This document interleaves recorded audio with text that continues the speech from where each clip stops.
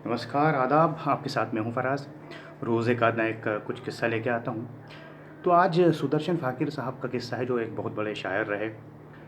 और ये दौलत भी ले लो, ये शोहरत भी ले लो, कागज़ की कश्ती जो उनकी मशहूर गज़ल है, और एक नामचीन शायर। तो उनका एक किस्सा याद आ रहा है कि बॉम्बे में जब वो रहते थे, एक चौल में उनके पास एक फ़्लैट था। लेकिन वो उस फ्लैट में नहीं रहते थे, चौल में रहते थे। और जब उनकी बेटी की शादी का वक्त आया तो उनके पास पैसे नहीं थे। पहले शायरों के पास इतने पैसे नहीं हुआ करते थे, ईमानदारी से बहुत ज़्यादा वो ज़िंदगी काटते थे। तो जब बेटी की शादी का वक्त आया तो रिश्तेदारों ने, लोगों ने कहा कि आपके पास जो एक फ़्लैट है बॉम्बे में, उसे बेच दीजिए, यहाँ तो अच्छी खासी कीमत मिलेगी, बेटी की शादी कर लीजिए। उन्होंने कहा ठीक है। लेकिन वो फ्लैट उन्होंने बेचा नहीं। 2-3 दिन निकल गए, वो टहलते रहे, परेशान होते रहे, किसी से कहा कुछ नहीं उन्होंने। और फिर एक आध हफ्ता निकल गया, फिर लोग आए रिश्तेदार, कि आपने कुछ फ्लैट का किया नहीं, बेटी की शादी के दिन आराम से आप शादी कीजिए, पैसे की कमी दूर हो जाएगी। तो वो फिर उन्होंने टाल दिया, कहते हाँ हाँ।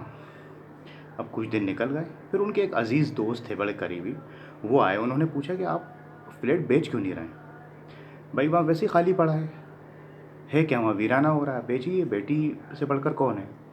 अब देखिए, ये दिल को हिलाने वाली बात है। ऐसा किस्सा है दिल को हिलाने वाला, कि इस तरह के लोग मुझे तो नहीं लगता कि शायद अब होते हैं, और होते हैं तो बहुत ही कम, कि इंसानियत इतनी भी होती है।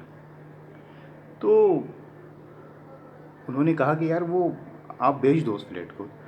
तो अब वो उनके करीबी दोस्त थे। तो उन्होंने कहा कि आप समझ नहीं रहे हो, मैं वो फ्लैट बेच नहीं सकता। तो उन्होंने कहा ऐसी क्या बात है, आप मुझको बताइए, मैं तो आपका बचपन का दोस्त हूँ।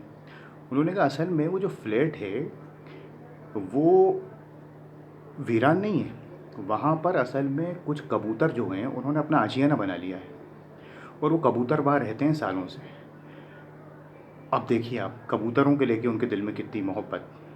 और उन्होंने कहा कि वो कबूतरों ने आशियाना बना लिया है, और मैं अपनी बेटी का आशियाना अपनी बेटी का आशियाना बसाने के लिए किसी दूसरे का आशियाना उजाड़ दूँ, ये मुझसे नहीं होगा।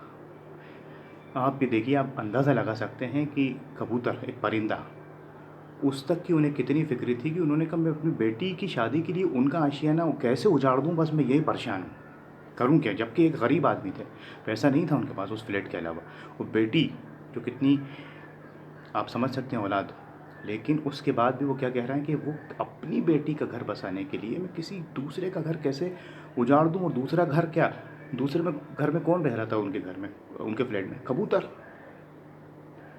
तो आप ये देखिए कि खुदा ने इस तरह का इंसान भी बनाया है, और ऐसा इंसान भी बनाया है जो लोगों की जान ले लेता है। तो ये तो खैर फरिश्ते लोग हैं, ऐसा तो नहीं हो सकते। लेकिन ये किस्सा बयान करने का मतलब सिर्फ मेरा ये था कि हमें सोचना चाहिए कि हम आखिर क्या कर रहे हैं, हम कर क्या रहे हैं। कम से कम थोड़ा बहुत तो हमें सोचना ही चाहिए। अगर हम, फरिश्ते तो खैर बन ही नहीं सकते, इंसान हैं, लेकिन क्या हम इंसान हैं? अपना ख्याल रखिए। खुदा हाफिज़।